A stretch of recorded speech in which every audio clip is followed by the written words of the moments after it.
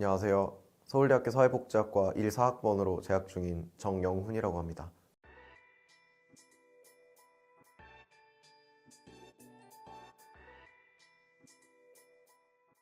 저희 전공 주요 과목에는 사회복지사가 현장에서 하는 일, 그러니까 상담이나 클라이언트가 기관에 찾아왔을 때 어떻게 대해야 하는지를 배우는 일부터 가장 거시적으로 사회복지를 할 수 있는 국가 사회복지 정책에 대한 공부를 하는 과목도 있고요.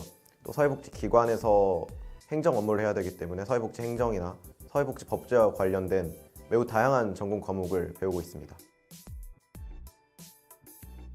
과제의 경우에는 다른 문과 전공과 크게 다르지 않은데요. 책을 읽고 소평을 쓰거나 레포트를 작성하는데, 저희 과만의 특이한 과제 같은 경우에는 실제로 사회복지 프로그램을 만들고 직접 평가해보는 과제도 있고요.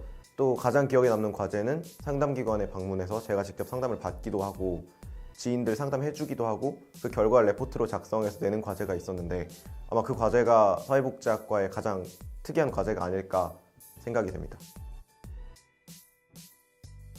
시험 같은 경우는 저희 전공뿐만 아니라 서울대학교 아마 거의 모든 전공이 그냥 굉장히 개방적인 질문 하나 던져주시고 뭐 논하시오, 서술하시오 라는 식으로 출제되는 논술형 시험이라고 말씀드릴 수 있겠습니다.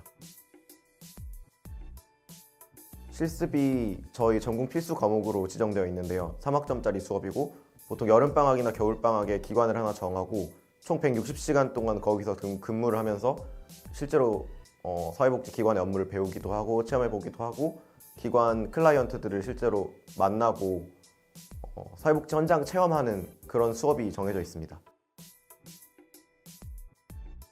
저희 사회복지학과는 팀플 수업이 많기로 유명한 학과인데요. 저희 단과대 안에서 팀플 수업이 많기로 유명한 학과인데 저 같은 경우에는 되게 좋은 조언들을 만나서 편하게 했지만 팀플 수업을 이제 선천적으로 싫어하시는 분들이면 진학을 고려해 보실 필요가 있겠습니다.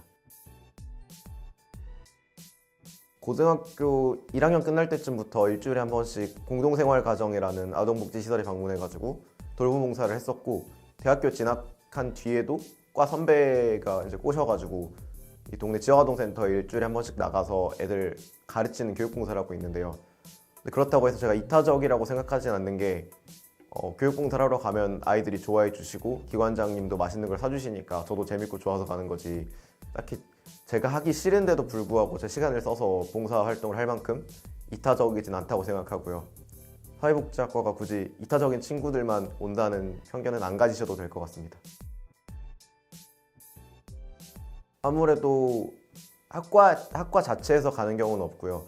아무래도 사회복지학과 친구들이다 보니까 국내 봉사나 해외 봉사에 더 관심이 많은 편이고, 실제로 저도 어떤 사기업에서 주관하는 유럽 해외 봉사 활동 워크캠프에 선발이 돼서 갔다 온 적이 있고, 서울대학교 안에도 사회복지학과 학생만을 대상으로 한 것이 아니라 서울대학교 전교생을 대상으로 한 다양한 해외 봉사 프로그램을 운영하고 있어요. 근데 아무래도 저희 학과 친구들이 해외 봉사에 관심이 더 많다 보니까 많이 지원을 하게 되고 많이 다녀오는 경향이 있는 것 같아요.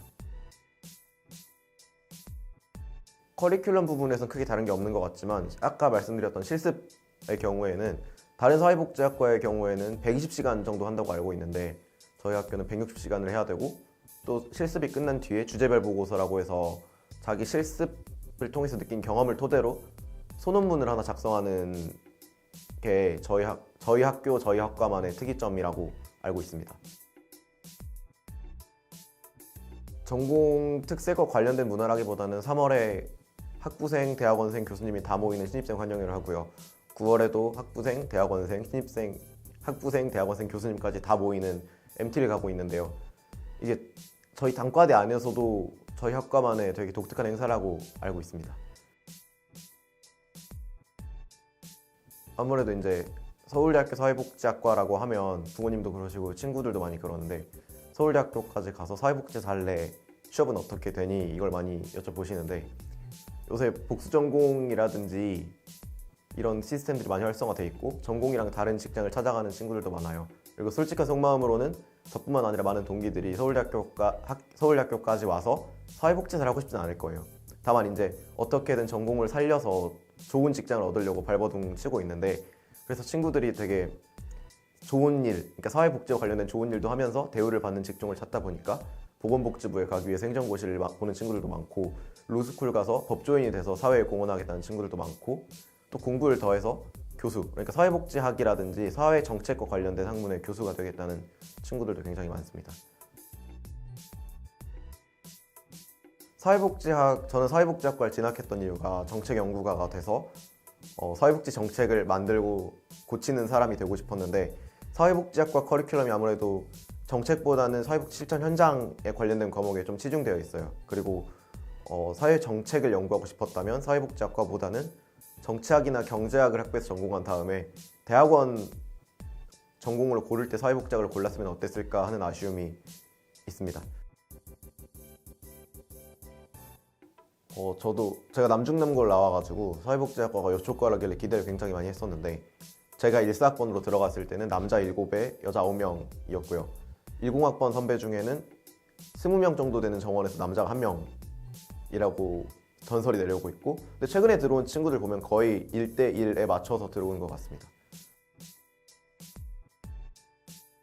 특혜라기보다는 사회복지학과를 졸업을 하고, 그리고 사회복지 학부 과정을 공부하는 중에 사회복지학과 자격증 전공 필수 과목을 모두 들어야 되고, 사회복지사 자격증 선택 과목 중에 4개 이상을 들어야지만 사회복지학과를 졸업했을 때 2급 자격증이 나오고, 이 2급 자격증이 있는 사람만 1급 시험에 응시를 할 수가 있어요.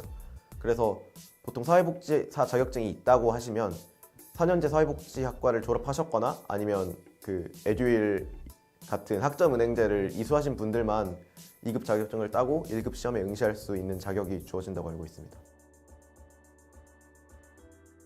보통 사회복지학과 커리큘럼이 사회복지사 양성에 초점을 맞추고 있긴 하지만, 저희 서울대학교가 조금 독특한 부분이 앞에서도 말씀드렸듯이 사회복지사를 하고 싶어하는 친구들은 그렇게 많지 않은 것 같아요.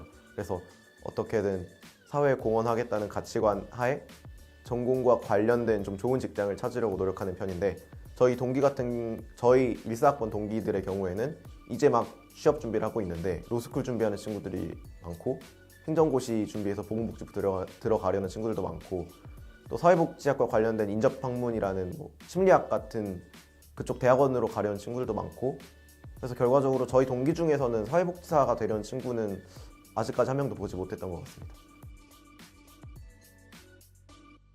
보통 이것도 저희 학과가 아니라 학교의 특색 같은데, 보통 4년 졸업을 많이 안 하는 편이에요. 왜냐면 중간에 휴학도 한번 하고 싶어하는 친구들도 많고, 고시 공부를 하게 되면 휴학을 하고 공부를 하게 되는데, 이 경우에는 또 졸업 연령이 엄청 늦춰지기 때문에, 그래서 보통 교환학생도 다녀오게 되면 한 학기를 더 다녀야 되는 상황이 생겨버리니까 보통 한 5년 정도 학교를 다니고 취업한다고 생각하시면 되겠습니다. 17학번 친구들과 18학번 친구들은 수시에서 일반 전형이 없어지고 지역균형 선발 전형만 남았어요. 근데 이 전형 특성상 굉장히 내신 높은 전교 1등들만 쓰는 전형인데, 그 친구들을 보면 내신이 정말 1.0인 친구들도 많고요. 1.0이 아니더라도 1.0에 수렴하는 1.02, 1.03 이런 내신을 가진 친구들이 많이 오고 있어요. 그런데 예외적으로 이제 1.4, 1.5 이 정도 내신 가진 친구들이 오긴 하는데, 그 친구들의 경우에는 굉장히 이제 애초에 고등학교가 굉장히 공부를 잘하는 학군이 좋은 고등학교였다든지 그런 예외적인 케이스이기 때문에 거의 이제 1.0에 수렴하는 내신을 받으셔야 가능할 거라고 생각합니다. 서울대학교 사회복지학과가 정시 선발하지 않다가 그러니까 17학번, 18학번부터 다시 정시를 선발하기 시작했어요. 1년에 13명 정도 뽑는 것 같은데, 제가 알아본 바로는 18학번 친구들의 정시 합격 컷은 서울대학교 환산 점수 기준으로 394점 정도 됐다고 합니다. 지역균형 선발 전형, 그러니까 수시의 경우에는 일반고 친구들이 대부분인데, 정시 전형으로 온 친구들 보면 거의 한 반반 정도 됐던 것 같습니다. 입시 경쟁률이 이번에 지역균형 선발 전형은 3.4대 1, 정시의 경우에는 4.8대 1 이 정도 됐던 것 같은데, 크게 의미가 없는 것 같아요. 왜냐면 흔히 원서를 넣을 때쯤 되면 눈치 싸움을 엄청 하게 되고, 그 결과로 경쟁률이 구멍이 흔히 말해서 빵꾸가 날 때도 있고 폭발할 때도 있고, 그러니까 눈치를 잘 보셔가지고 원서를 쓰시면 될 것 같습니다. 봉사활동이 아예 없는 것보단 있는 게 낫지만 시간이 많다고 해서 좋은 건 아닌 것 같아요. 저 같은 경우는 고등학교 때 고2 때부터 봉사를 시작해서 2주일에 한 번씩 4시간 했는데 이게 양적으로는 그렇게 많지가 않거든요. 근데 다른 학교 사회복지학과 같은 경우에는 봉사 시간을 몇 시간 했냐고 정량적으로 평가하는 경우가 있었는데 서울대학교 같은 경우에는 입시 과정에서 그렇게까지 하진 않고 이 봉사를 왜 했고 내가 거기서 어떤 것을 느꼈으며 내가 그로 인해 어떤 사람이 됐다라는 스토리를 자소서에 잘 녹여내시면 봉사활동을 의미 있는 봉사활동이 중요하지 봉사활동 시간이 많은 게 중요한 게 아니라고 생각을 하거든요. 그래서 하고 싶은 봉사활동 한번 해보시면 입시에 도움이 되실 것 같습니다.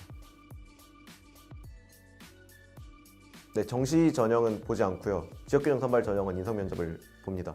근데 저 같은 경우에는 되게 교수님들께서 정말 실없는 농담식으로 거의 면접 질문을 던져주셔가지고 이게 면접이야 싶을 정도로 고개를 갸우뚱거리면서 면접장을 나왔던 기억이 납니다. 저는 수능 끝나고 입학할 때까지 왜 더 열심히 놀지 않았을까를 후회하고 있고요. 그 사이에 탭스 공부를 했었는데 탭스 공부했던 게 제 인생 통틀어서 가장 미련한 짓이었던 것 같고 일단 사회복지학과 합격을 하셨으면 수능 끝나고 최대한 후회 없이 놀다가 오셨으면 좋겠습니다.